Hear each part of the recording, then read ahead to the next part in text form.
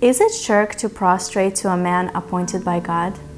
Let's take a closer look at what the Quran and authentic teachings say about this important question.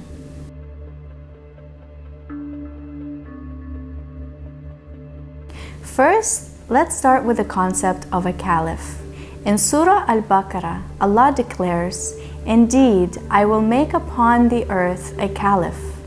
The term caliph means successor or steward and refers to someone chosen by Allah to represent His authority on earth. This shows that divine leadership is ordained by Allah and cannot be claimed by anyone else. Now, let's talk about prostration. In the Quran, the word used for prostration is sujud, which means lowering oneself in humility and submission. Allah commands the angels to prostrate to Adam after creating him and breathing His spirit into him. And we said to the angels, "Prostrate to Adam," so they prostrated, except for Iblis. He refused and was arrogant and became of the disbelievers. This prostration wasn't worship of Adam, but an act of obedience to Allah's command and recognition of Adam's status as Allah's appointed caliph.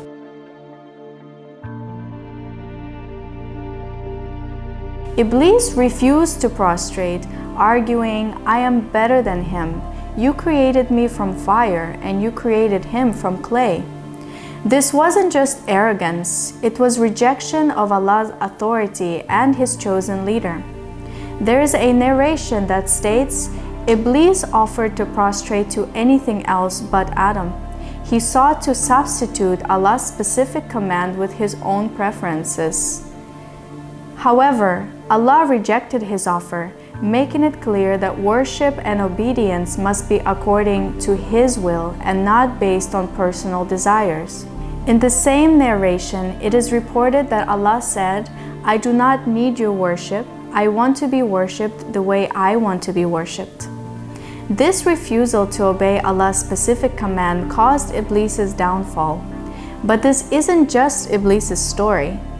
The Quran reminds us that many nations fell into the same sin.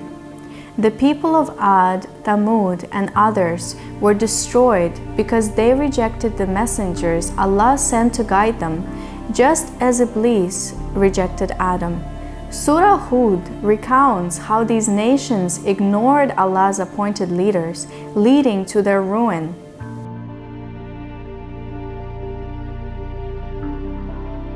Shirk in Islamic teachings means associating partners with Allah. But shirk isn't only about idol worship. It also includes rejecting Allah's chosen leaders and taking guidance from sources other than Him.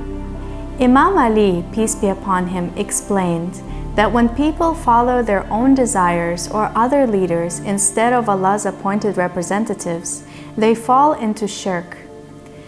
The essence of shirk is to place one's own ego, desires, or others above Allah's command.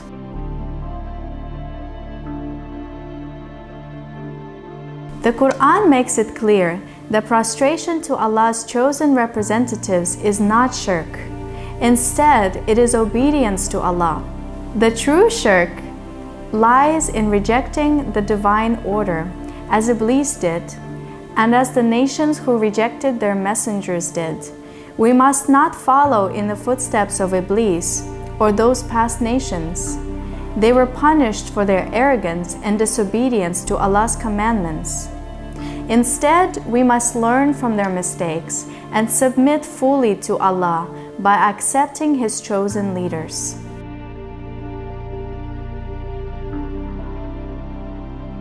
The story of Adam and Iblis teaches us that obedience to Allah includes acknowledging His chosen representatives.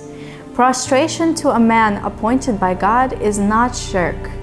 It is submission to Allah's will.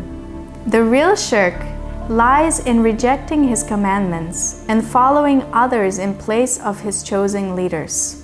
We are now in the seventh covenant with Allah, and just as with Adam, Noah, Abraham, Moses, and the messengers that came after them, our faith today is tested by our obedience to the Caliph appointed by Allah.